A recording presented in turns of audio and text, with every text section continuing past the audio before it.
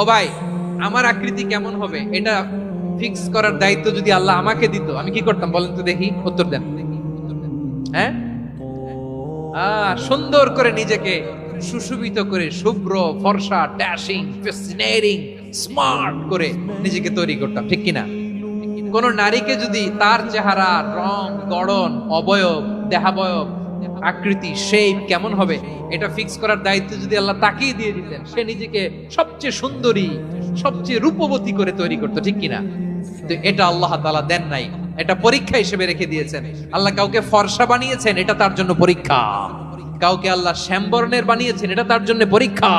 কাউকে আল্লাহ নারী বানিয়েছেন, এটা পরীক্ষা। কাউকে পুরুষ বানিয়েছেন, এটাও পরীক্ষা। চিল্লায় বলেন আল্লাহু আকবার।